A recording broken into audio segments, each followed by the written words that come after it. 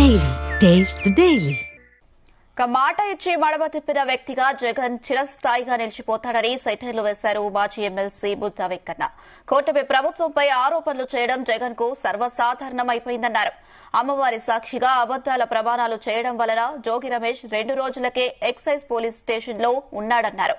కూటమి ప్రభుత్వం దోషులకు శిక్ష వేసేలా చర్యలు తీసుకుంటుందని అంటున్న మాజీ ఎమ్మెల్సీ బుద్ధా వెంకన్నతో మా విజయవాడ ప్రతినిధి సుమా ఫేస్ టు ఫేస్.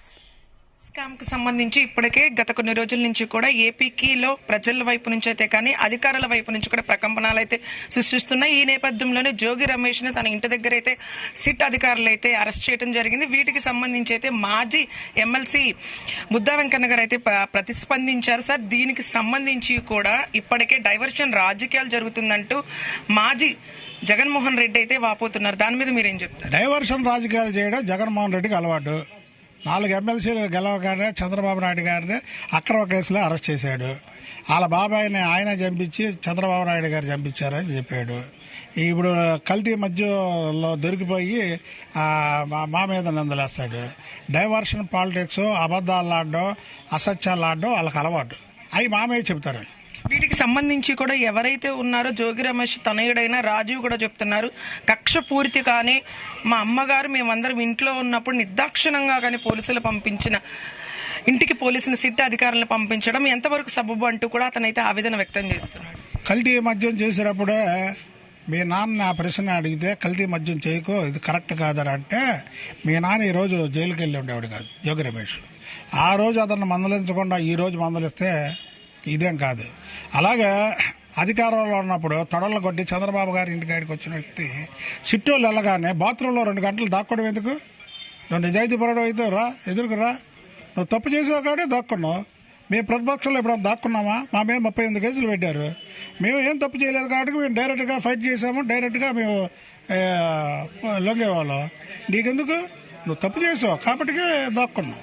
ఇప్పటికి కూడా మీరు కూటమి ప్రభుత్వం ఎవరైతే నేతలు ఉన్నారో బీసీ క్యాస్ట్ను పట్టుకుని తను ముందుకు వెళ్తున్నారన్నది ఆరోపించారు. దానికి సంబంధించి కూడా అవును, నేను బీసీ నాయకుడినే, నా పార్టీ తరపు నుంచి నా బీసీ నాయకులను అయితే ప్రమోట్ చేయడం తప్పేంటన్నది అతని వాదన. ఎవరు? జోగి రమేష్ వాదన. తప్పు చేసి బీసీ పేరు ఎత్తితే ఎలాగండి? నువ్వు మంచి పనులు చేసి నేను బీసీని 4 పెళ్లిళ్ళు చేశా, లేకపోతే 4 స్కూల్ ఫీజులు కట్టా, 4 చదివిస్తున్నాను, 4 విదేశాలు పంపించా, 4 ఉద్యోగాలు ఇచ్చానని చెప్పాలి. కానీ నువ్వు తప్పుడు పని చేసి నేను బీసీని అంటే ఏ రాజ్యాంగంలో రావస్తుంది బీసీలు తప్పు చేయొచ్చని? ఏ రాజ్యాంగంలో ఉంది నకిలీ మద్యంలో తయారు చేయొచ్చు బీసీలని? తప్పది. ఈ రాష్ట్రంలో ప్రతి ఒక్కరికి ఇది ఒక అలవాటు అయిపోయింది. మాట వస్తే కులం పేరు ఎత్తడం, ఎవరు కూడా కులం పేరు ఎత్తడం కరెక్ట్ కాదు. మంచి చేసి చెప్పండి బీసీ అని. తప్పు చేసి బీసీ అంటే అందరికి ఆపాదిస్తారు. దీనికి సంబంధించి జోగి రమేష్ కూడా నా నిజాయితీతాన్ని నిరూపించుకుంటున్నానని చెప్పి బెజవాడ అమ్మవారి దగ్గర కర్పూరం ఆపి తన నిజాయితీతనాన్ని నిరూపించుకున్నానన్నది కూడా ఆయన వాదన. మంచి ప్రశ్న అడిగారు కాబట్టి మా చిన్నప్పటి నుంచి అమ్మవారి గుళ్ళోనో లేదా దేవుడి దగ్గర ప్రమాణం చేయమంటారు. తప్పు చేసినప్పుడు ప్రమాణం చేయకూడదు. తప్పు చేయకపోతే చేయాలి. నువ్వు తప్పు చేసి ప్రమాణం చేసావు కాబట్టి అమ్మవారు కన్యారు చేసింది 2వ రోజు లోపలికి వెళ్ళిపోయావు. ఇక ఎంతకన్నా నేనేం చెప్తాను? వీటికి సంబంధించి వైసీపీ నేతలు కూడా అయితే మీ పార్టీలోనే సమన్వయం అయితే లేదు, కొలకపూడి కానీ కేసినేని చిన్ని కానీ వాదన ఉంది, మీ నాయకత్వంలో మీ నేతల మధ్య లేదు, మీరు మా వైసీపీ నేతల పైన మీరు అనుచిత వ్యాఖ్యలు చేయటం ఏంటి, ఇలాంటి కేసులు పెట్టడం ఏంటి అన్నది కూడా వాళ్ళ ఆరోపణ. దీని గురించి మాట్లాడే అర్హత వాళ్ళకి లేదు.